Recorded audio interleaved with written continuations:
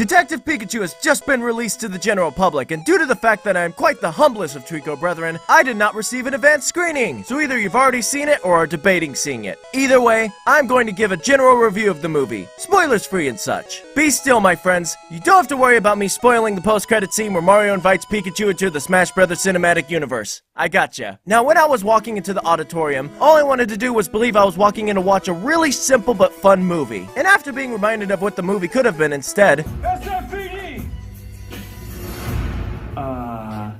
Meow?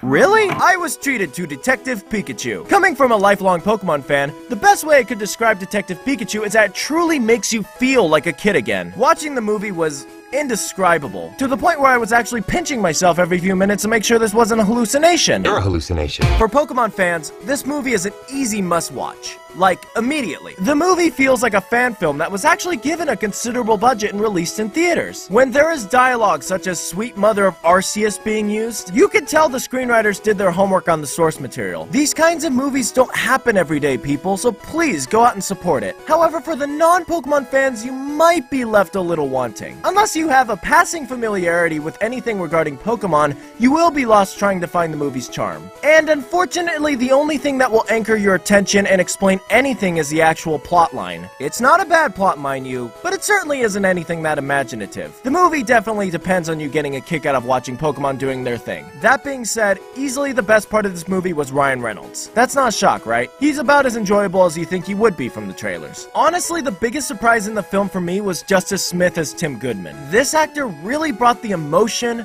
the humor, and the intrigue when the plot demanded it. And I'm happy to say the human lead wasn't bland, at least for the first half. Oddly enough, he does seem to peter out after a while and quickly gets overshadowed when Pikachu takes a spotlight. Which is a shame, really, because he had no problem in the scenes where it was just him. He did well, and you can tell he's an actor who actually knows what Pokemon is. Because there are admittedly a few seasoned actors in the film, such as Ken Watanabe, who don't really sound like they believe what they're saying about the Pokemon universe. That being said, it's totally ignorable, if not unintentionally hilarious. For another thing, the action in this film was excellent, to the point where I was legitimately sad that there were so few scenes of it. I mean, it makes sense. It's a crime drama. But watching CGI Pokemon battles with a massive Hollywood-fueled budget was truly breathtaking, and I don't know if we'll ever get anything like it again. I really hope this isn't the last we see of Pokemon on the big screen, from a Western interpretation, I mean. Because this movie opened the way for so much more that could come in the future. So in my opinion, this movie very much demands your attention if you're a Pokemon fan. If you're not, you're at least walking in to watch a very competent movie that doesn't strictly cater to little kids. And when was the last time we could say that about a video game movie, am I right? And no, Wreck-It Ralph is not a video game movie. It is a movie with video game stuff in it. It doesn't count. On a final note, I did want to bring up something else. And this is a very personal thing the movie did for me.